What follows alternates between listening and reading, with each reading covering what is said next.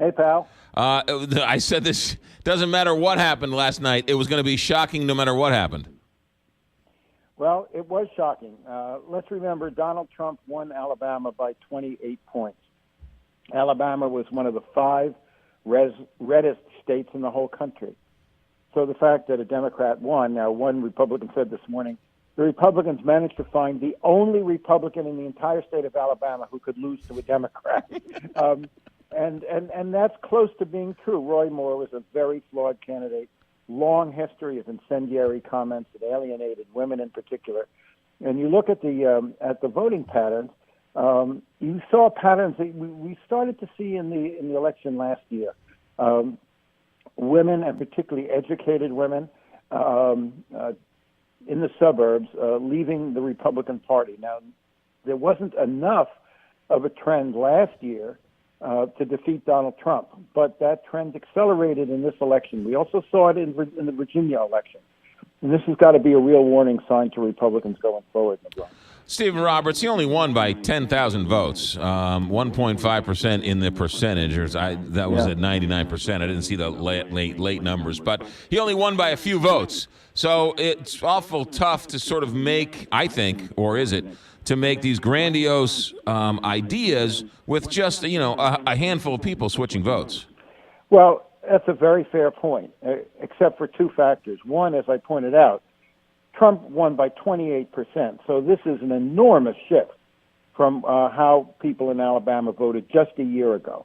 The second thing is, elections sometimes are decided by very narrow margins and have very large consequences. All you got to do is think as George W. Bush, elected president with a handful of votes in Florida, and wound up being president for 8 years and launched a disastrous war in Iraq. So it's a very fair point. But in the end, even by a narrow margin, I think the implications are going to be large.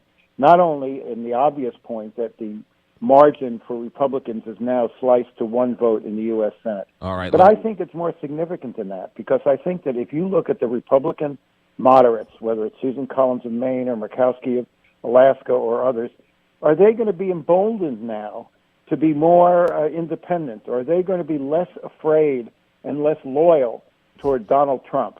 I think the answer is yes.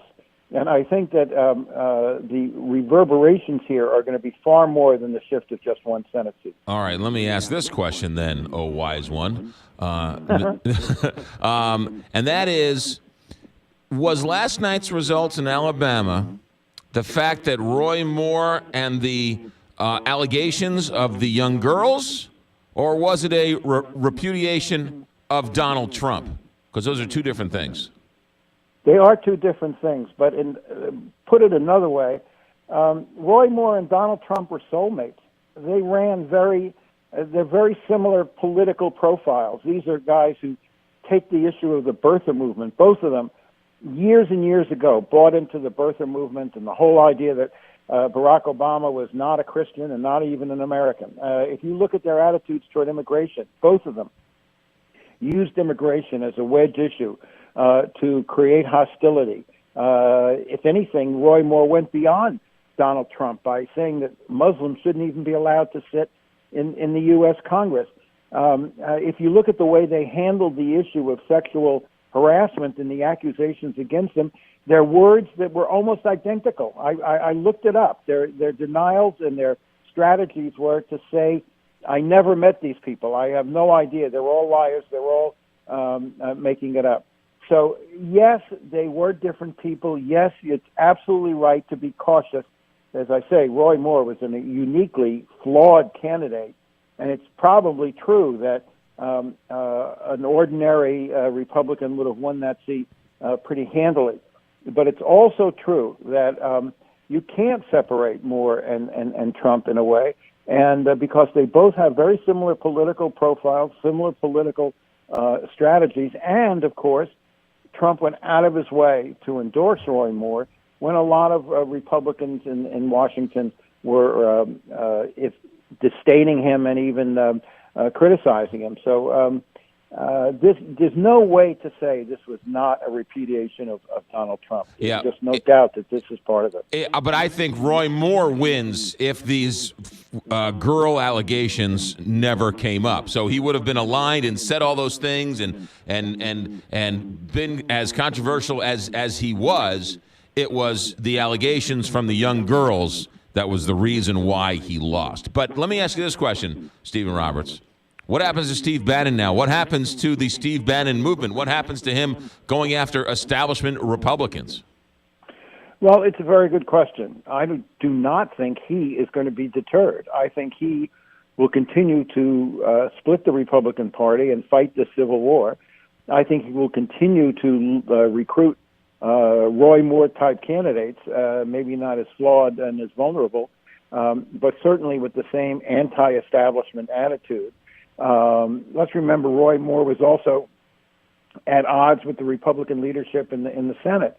So I think Bannon will not be deterred, but I think that one of the key groups here will be Republican campaign donors.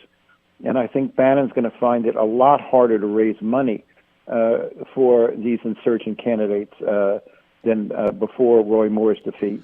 And I think also Republican donors are going to say, look, maybe in an ideal world, I want more conservative Republican senators, but I really, in the end, the most important thing is to keep the majority. So I think Bannon will keep going, but I think he's crippled. Do you think, as I do, that when Richard Shelby, Republican senator from Alabama, came out and said, don't vote for Roy Moore, that gave people cover and enough people heard him that ultimately swayed this the other way? I think Shelby was one of the most critical factors. Let's remember, Shelby said that he wrote in a name. And if you look at the votes last night, the margin was only about 20,000 votes, and that's just about how many people followed Shelby's advice and wrote in somebody else. So, in some ways, he was the Ralph Nader this year, the guy who cost Al Gore more as he harmed Al Gore. But the other factor here is that Shelby, even though he's 83 years old and a very conservative guy, made a very interesting pitch. He said, look, we want to be a forward-looking state. We want to be a progressive state. We want to appeal to investors. We want foreign companies to build plants here. We want to show the world that we have an educated electorate and a happy home for high-tech industries.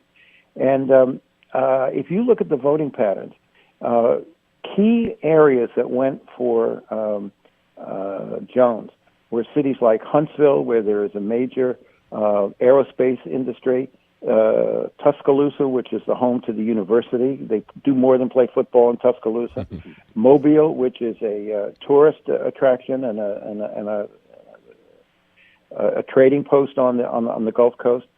So it's clear that the Shelby appeal to more educated, somewhat wealthiher voters, that let's put Alabama's past behind us, the past of George Wallace, the past of racial strife, the past of backward-looking attitudes, and present a more forward, progressive face to the country and to future investors. I think that was a critical factor among many. Stephen Roberts, ABC News political analyst, thanks for getting up early with us.